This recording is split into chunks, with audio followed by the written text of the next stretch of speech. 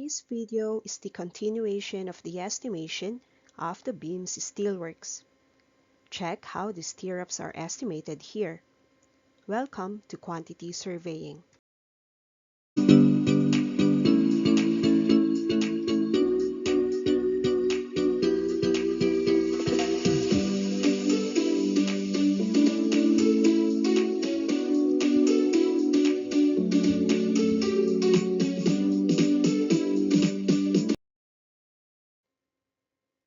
For the given 2-bay beam framework, the beam schedule is specified with the stirrups using D10mm rebars spaced at 2 inches, 4 inches, 5, and 6 inches to center line.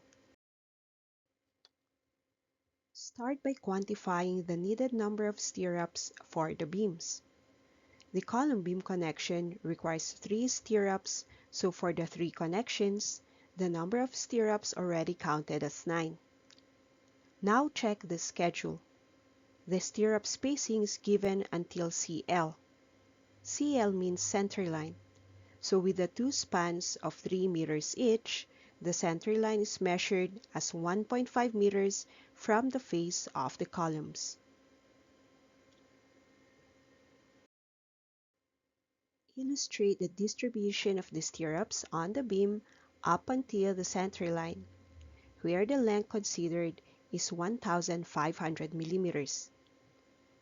From the column face, 2 stirrups are placed at 2 inches each. This accounts for 100 millimeters.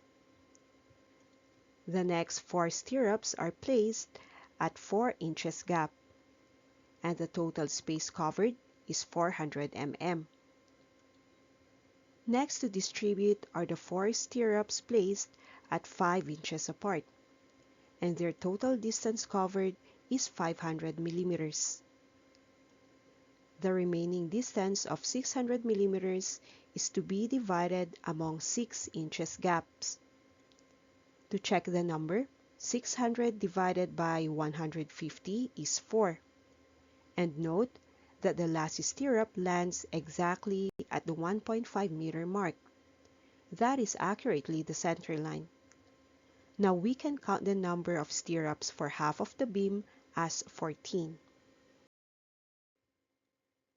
Take the 2-bay frame. Provide the center lines of each beam at 1.5 meters from the column face.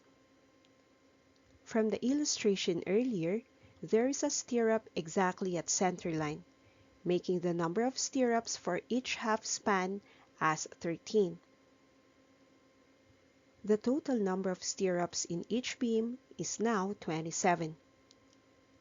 To summarize, the total number of stirrups in the 2 beams are the total number of connection stirrups plus the number of stirrups in beams 1 and 2. That is 3 of 3 plus 27 and another 27. The total number of stirrups required is 63 pieces. Now measure the length.